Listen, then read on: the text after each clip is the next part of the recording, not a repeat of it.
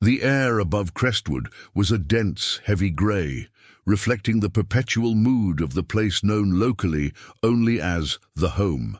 Elian Vance, all 11 years and 58 pounds of him, stood gripping the chain-link fence that separated the structured misery of the orphanage garden from the wild, unforgiving scrubland beyond. The wind, relentless and cold, tugged at the thin collar of his perpetually oversized hand-me-down coat, worrying the fabric like a persistent skeletal hand. His gaze was fixed, as it always was, on the jagged profile of the Zenith Spire. It was not a building of charm or history, it was a scar, a skeletal lattice of galvanized steel, oxidized to the deep, flaking color of dried blood, rising 300 feet into the oppressive sky. It had been decommissioned 20 years prior, deemed structurally unsafe and functionally obsolete. Yet, for Elian, the Zenith Spire was the only stable landmark in a life defined by instability. It stood rigid, silent and forbidden, the perfect repository for secrets. He had spent weeks planning this pilgrimage, not planning the physical ascent, for he had studied every bent strut and missing bolt from afar, memorizing the path of least resistance like a cartographer, mapping the folds of a dangerous map. He was planning the emotional cost. The spire was known to be deadly. Locals whispered of lightning strikes and failed foundations. Climbing it was not recklessness, it was an act of desperate necessity. Elian needed a perspective change, both literal and existential. The sun had sunk below the western ridge, leaving the sky bruised in shades of violet and charcoal. This was the window. Elian slipped the rusted latch on the fence, a small, quiet click that sounded catastrophically loud in the growing silence. He carried almost nothing, the clothes on his back, a canteen of stale water, and in the deep, torn pocket of his trousers, a small bundle wrapped tightly in oilcloth. This bundle contained his entire inventory, a single, heavily corroded D-cell battery he'd salvaged from the dump behind the mess hall months ago, and a tightly wound coil of fine, brittle copper wire, painstakingly stripped from an old appliance plug. He handled these objects with reverence. They were his tools for excavating the past. The ground immediately surrounding the spire was a brutal terrain of thorny gorse and desiccated weeds. Every step was a battle against the snagging, sharp vegetation that pulled at the worn stitching of his shoes. The air here was noticeably different, stagnant, thick with the smell of dry dirt and the metallic tang of decay. He reached the base of the tower. It was vast, imposing, a geometric monument to forgotten purpose. The lowest access points were choked with concrete debris and decades of vine growth, thick as a man's wrist. Elian didn't bother with the official entrance. He moved to the southwest leg, where the original maintenance ladder began, secured only by two brittle, sun-rotted padlock clasps. He tested the lowest rung, cold, immovable. He pressed his thin body against the steel structure, inhaling the mineral smell of the rust. The climb was purely vertical, a terrifying exposure to the empty space surrounding him. He began, his movements hesitant but precise, the result of endless observation. His small hands wrapped around the iron, feeling the granular texture of the flaking oxidation. It dusted his palms immediately, leaving a deep orange residue. The first 50 feet were the most secure but psychologically grueling. He was still close enough to the ground for the fall to feel utterly survivable, yet the height was already enough to make the landscape, the home, the few sparse lights of Crestwood, begin to shrink into insignificance. Every upward motion required a conscious, measured effort, pulling his own meager weight against the immense gravity of the structure itself.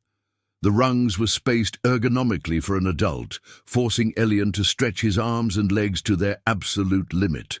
He developed a rhythm: inhale deep, steady grip, right foot up, exhale, left hand secures. The wind grew sharper, less shielded by the ground structures.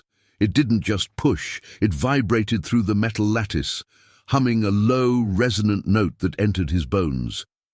He could feel the tower subtly sway, a barely perceptible shudder against the sky's weight, and a deep, cold fear settled in his stomach, churning the tepid water he had consumed. At the 100-foot mark, the ascent became treacherous.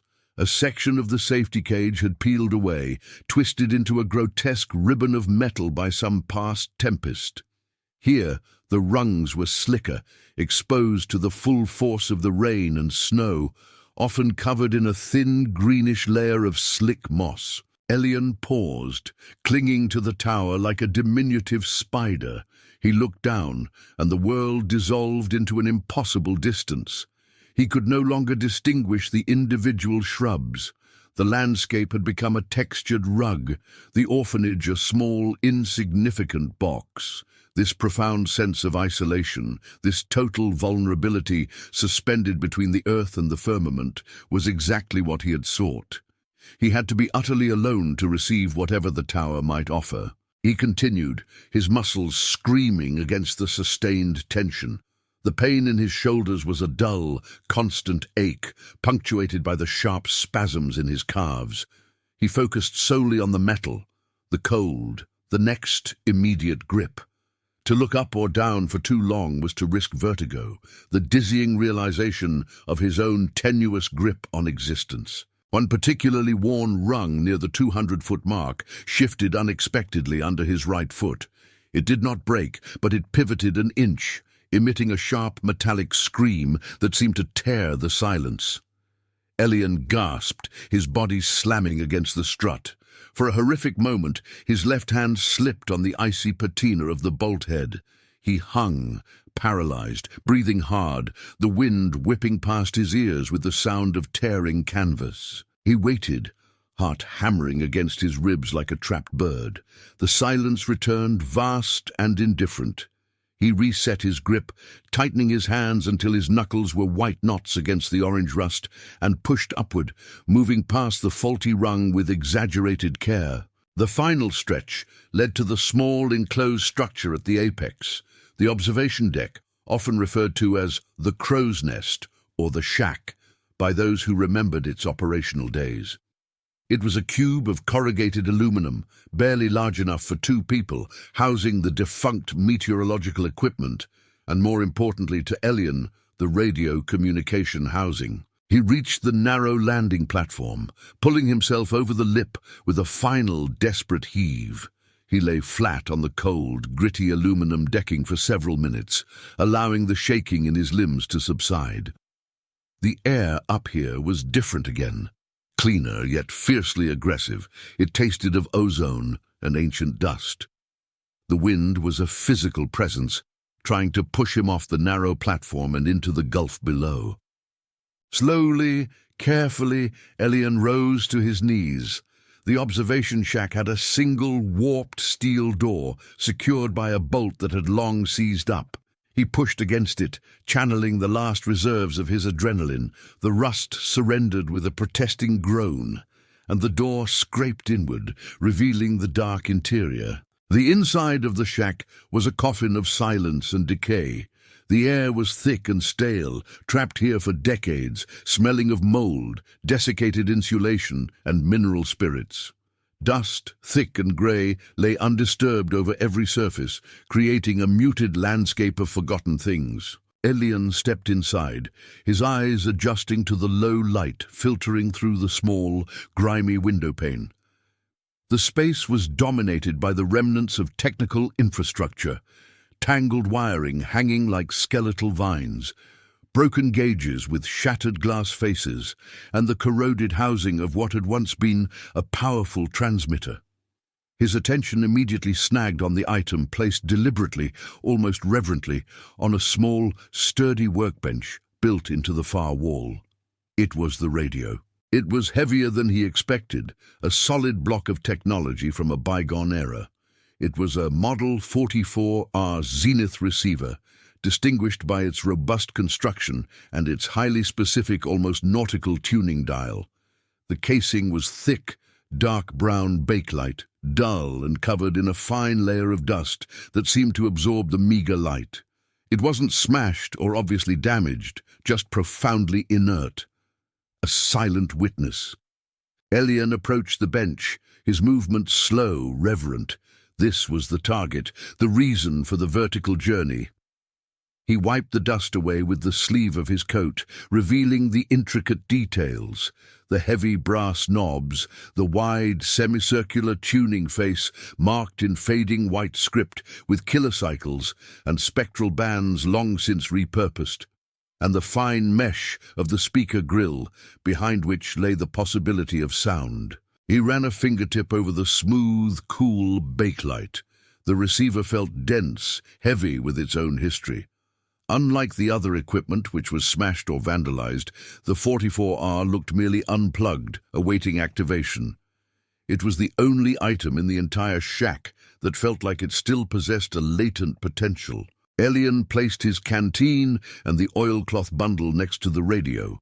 He meticulously unwrapped the bundle, exposing the heavily oxidized D-cell and the coil of copper wire. The battery was a risk. He knew it held only the faintest ghost of a charge, perhaps just enough for a single brief spark. He examined the radio's back panel. The Model 44R was designed to run on heavy-duty alternating current, but there were auxiliary terminals, long unused, for emergency field battery power requiring a specific low-voltage input. He recognized the two small, deeply corroded brass screw terminals marked O+ and O's. The process required absolute steadiness. The thin, brittle copper wire had to be stripped further. He used the sharp edge of a broken gauge shard he found on the floor, painstakingly scraping the insulation until the fine, coppery threads were exposed. His fingers, already stiff and raw from the climb, struggled with the delicate work. He fastened one end of the copper wire to the positive terminal of the D-cell, securing it with a small, rusty wing nut he found nearby. He then repeated the process for the negative terminal.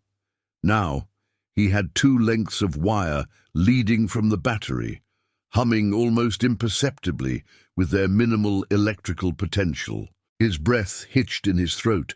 This was the moment of commitment. If the charge was exhausted, or if the internal components were hopelessly fused, this entire, perilous climb would have been for nothing. He brought the exposed ends of the wires to the aux terminals of the Zenith receiver. The brass was so corroded that the connection would have to be firm and sustained. He used a splinter of wood to wedge the positive wire into the aux+ terminal, ensuring contact. He held the negative wire in his left hand, hovering over the terminal. His heart rate, which had begun to slow, now accelerated again, thumping against his ribs. He pressed the wire onto the terminal. For a moment, nothing. Just the vast, empty silence of the tower and the shriek of the wind outside. Then a faint, almost subliminal click resonated from deep within the bakelite shell. A pilot light, a small, orange pinprick, nestled in the corner of the tuning dial, flickered, then stabilized, glowing with a weak, sickly energy. The radio was technically powered. The internal vacuum tubes began to warm, emitting a low, dry electrical scent that mingled with the dust. A faint, low-frequency hum emanated from the speaker grille, the sound of static electricity and the low residual energy of the abandoned metal structure. Elian quickly turned the large tuning knob. It was stiff, protesting the decades of inaction, but it moved. The white needle slid across the black dial face. At first, there was only the hiss, the white noise of cosmic interference, the sound of the universe talking only to itself. He moved the dial slowly, deliberately, focusing on the long-wave band, the most likely place for old, powerful, or localized transmissions. Hiss, pop, scratch, hiss. He reached a spot just shy of the 500 kilocycle mark.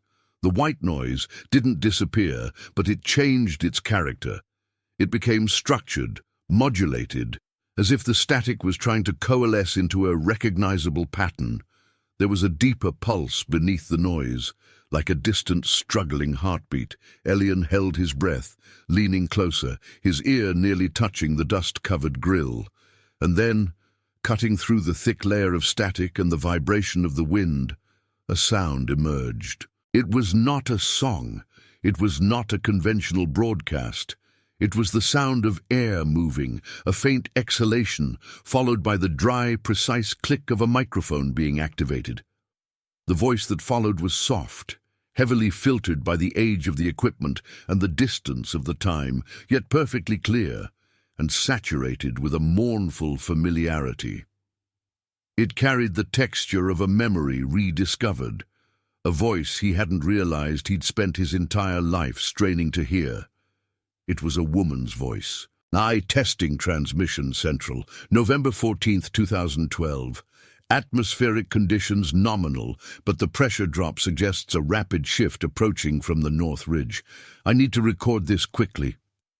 Elian froze. November 14th, 2012.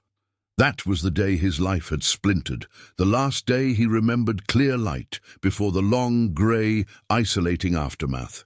The voice continued, sounding slightly strained, yet professionally calm. If this signal holds, or if the archival recording is ever retrieved, I need to state this clearly. I am confined to the tower.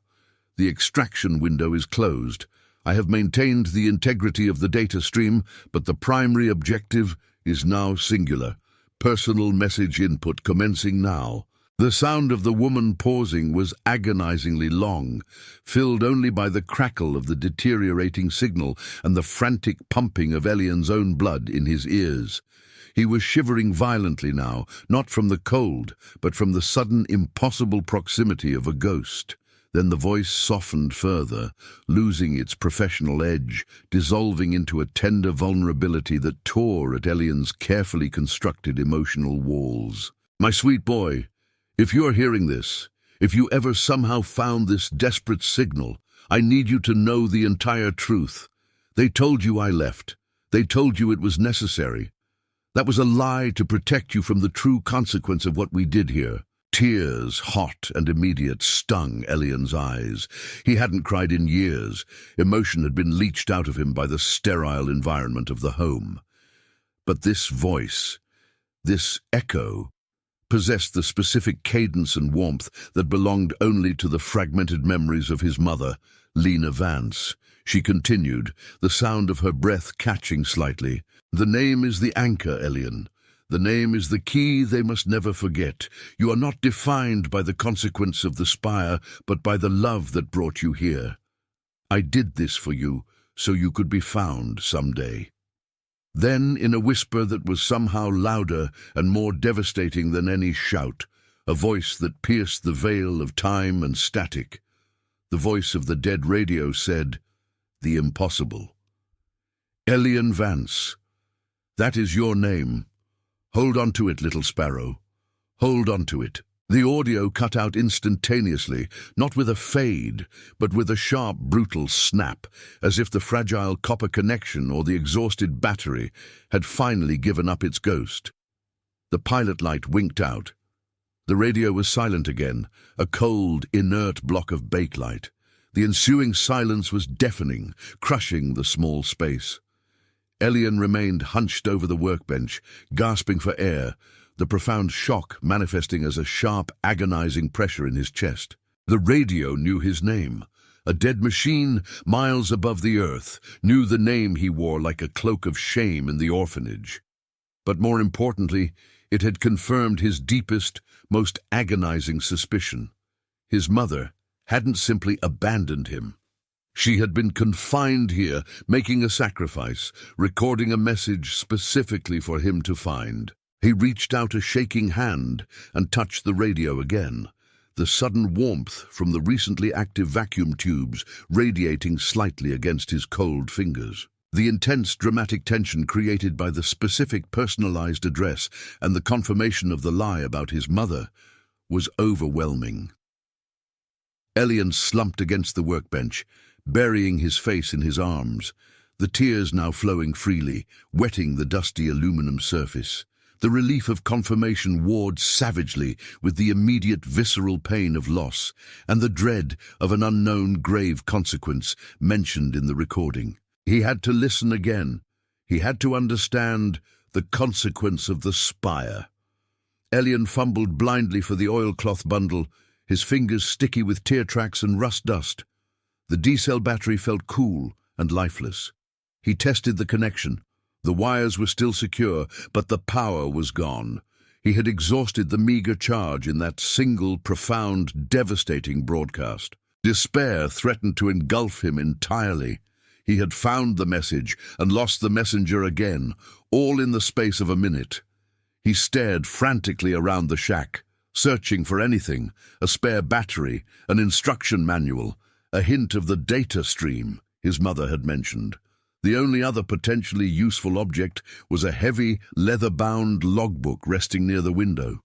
The cover was water-damaged and curled, but the pages inside appeared relatively preserved. Elian dragged the logbook toward the dim light filtering through the window and blew the layer of dust off the cover, revealing the title embossed in faded gold: Zenith Spire Operation Log, Atmospheric and Signal Integrity. He opened it to the last entry, recognizing the neat, precise handwriting immediately, the same meticulous script that had labeled his few, cherished childhood possessions. The last entry was dated November 14th, 2012. Entry 11 to 14/20/12. Subject L. Vance.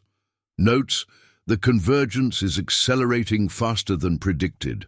Primary objective is fully compromised. Containment protocols are useless. The structural frequency interference, the hum, is reaching critical levels. It is attracting unwanted attention from Central Command. They are not concerned with the atmospheric data. They are concerned with the resonant frequency we detected. I have sealed the hard drives behind the access panel, utilizing the only viable method of protection: low-frequency modulation of the Model 44R chassis. It is the only thing shielded enough to withstand a full electromagnetic pulse shutdown. Elian's eyes scanned the complex scientific terminology, trying to distill meaning from the dense prose. Low-frequency modulation, shielded. He was a boy, not a scientist. But the core meaning was brutally clear. His mother had hidden data here, data that Central Command wanted. The entry continued, shifting abruptly from scientific detail to intensely personal reflection, mirroring the abrupt shift in the radio message. The consequence of the spire, L. Vance entry continued. If they find the boy, they will use him to find the truth we uncovered about the hum. They will exploit his proximity to the frequency. I must send him away, severing all contact, ensuring total isolation. I have arranged his placement at Crestwood. It is the safest isolation point, counterintuitively, due to its distance from any established signal network. I am delaying their extraction team by initiating the full-spectrum broadcast sequence. This will overload the systems, but allow me time to record the personal signal onto the 44R capacitor, using the tower's residual charge. The hope is that the specific signature of the receiver will survive the coming pulse. If he ever hears this, he will know that Elian Vance is not just a name, it is the frequency signature. He is the resonance. The words blurred before Elian's eyes. He is the resonance. His small body felt suddenly heavy, charged with a significance he could not yet grasp. He wasn't just an orphan, he was a signature, a frequency, a living part of the tower's secret. His isolation at Crestwood hadn't been random. It was a desperate act of protection orchestrated by his mother. A sound, faint but definite, scraped against the metal structure far below. It was not the wind. It was the distinct, rhythmic clink of metal against metal, the sound of someone else beginning the ascent. The intense feeling of urgency slammed into Elian, overriding the paralyzing grief. Central Command. They were coming. They had waited 12 years, perhaps believing the data was lost, but something, perhaps the faint static burst when the radio momentarily powered on, had alerted them. He had to move. The logbook and the receiver contained the truth, but the logbook identified him, and the receiver held the message. Elian snatched the logbook and tucked it inside his coat against his chest. He reached for the Model 44R. It was bulky, heavy, requiring both hands. He couldn't climb down carrying it. He needed the hidden data stream. His mother's final entry provided the clue. I have sealed the hard drives behind the access panel, utilizing the only viable method of protection, low-frequency modulation of the Model 44R chassis. Where was the access panel? Elian scanned the cramped shack walls frantically. Behind the workbench was a large bolted panel that appeared to be the main junction box for the transmitter antenna array. It was secured by 4 large hexagonal bolts, thick with rust. He felt the rhythmic clink again, closer this time, rising steadily. They were professional climbers, they were moving fast. He had minutes, perhaps less. Elian had no tools, only the useless copper wire and the dead battery. He looked at the heavy Model 44R still resting on the bench. Its weight and specific construction were the key. He gripped the radio, using the heavy bakelite case as a makeshift hammer. He slammed the flat side of the radio against the thickest, most rusted bolt head. The impact reverberated painfully up his arm.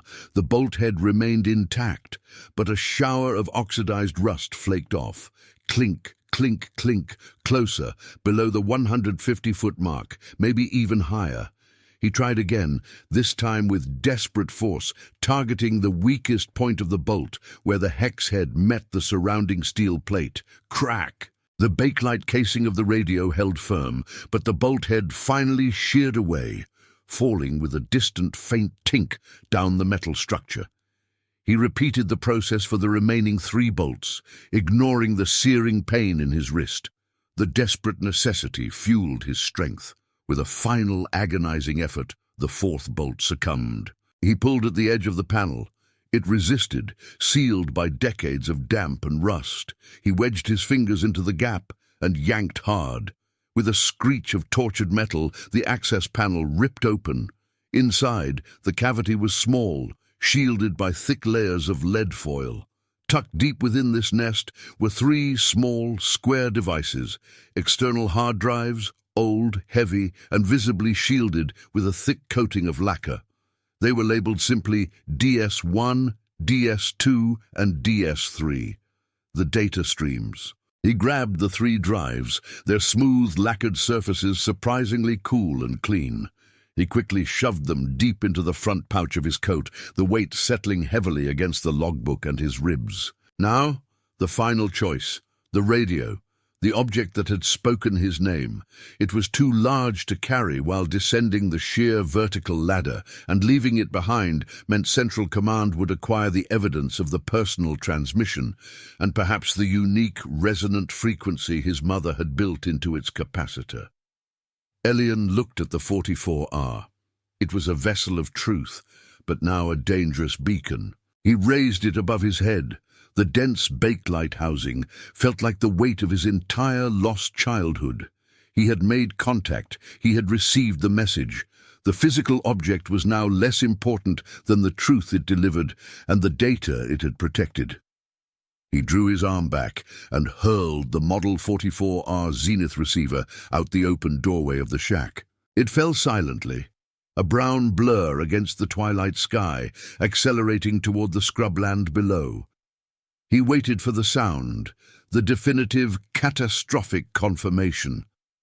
It came seconds later, a dull, heavy thwomp that resonated through the tower's base, followed by the faint, distinctive sound of shattering plastic and metal. Total destruction. The signal was gone. The evidence was neutralized. The climbing sound stopped abruptly below. They had heard the impact. They knew something had been discovered and destroyed. Urgency became sheer panic.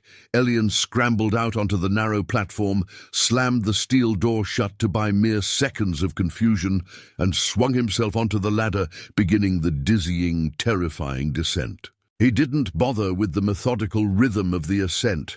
This was survival.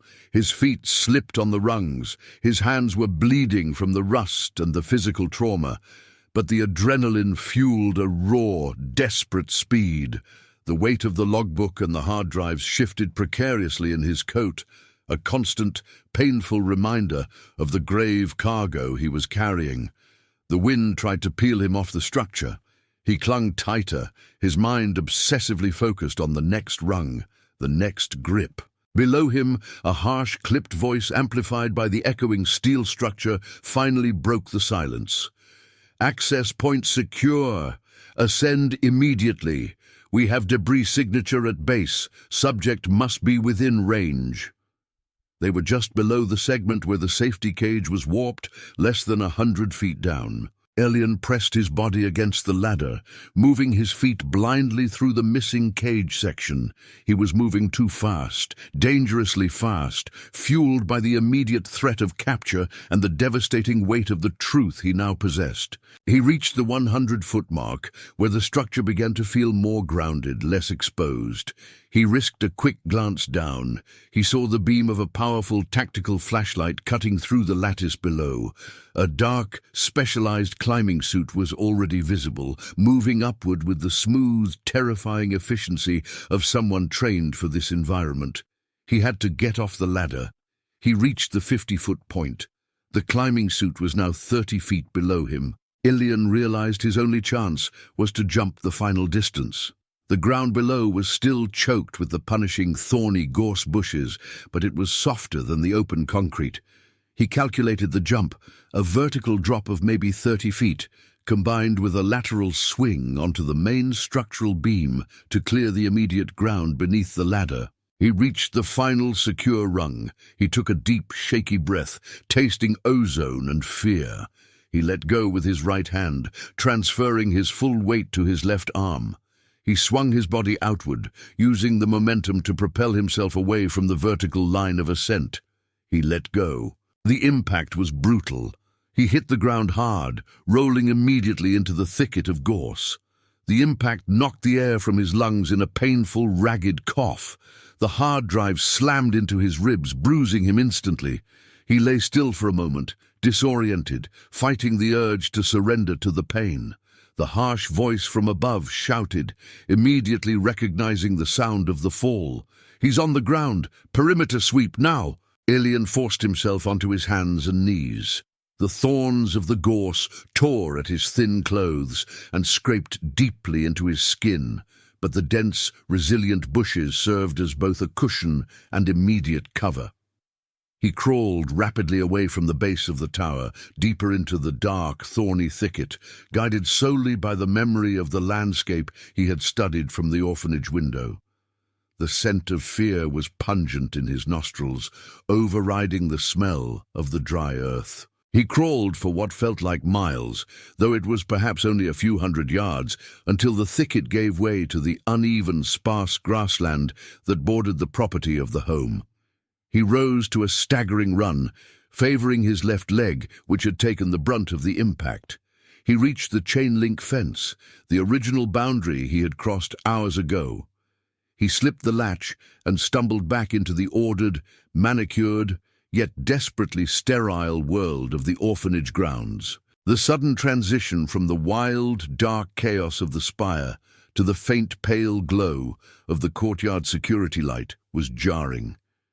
He was safe, momentarily, but he was covered in dirt, rust, blood, and the metallic residue of the radio's demise.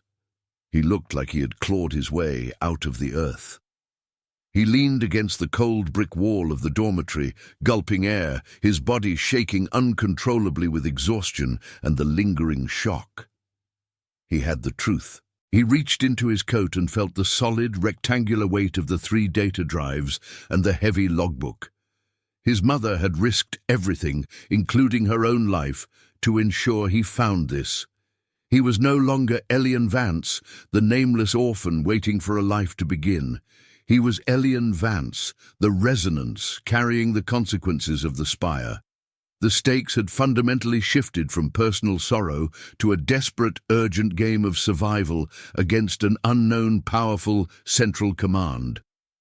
He had to find a place to hide the evidence and process the overwhelming, devastating truth delivered by the dead radio.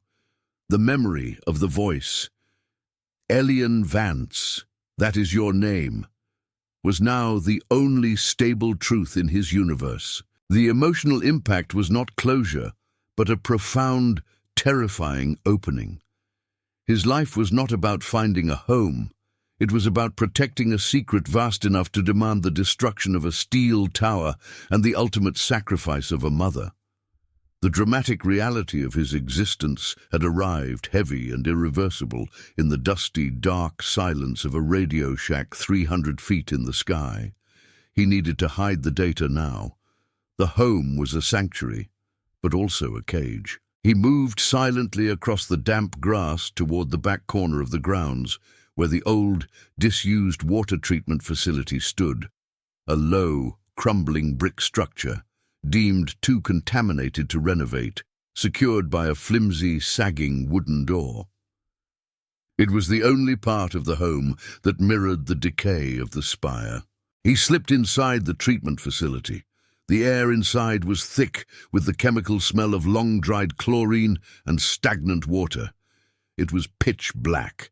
He felt along the clammy brick wall until his fingers found the fissure he had located months ago, a gap where a large inspection tile had fallen away, leading to the narrow space between the inner and outer walls. Using his remaining strength, he wedged the logbook and the 3 hard drives into the cold, dark void, pushing them deep into the space until they were beyond reach without a wire retrieval tool.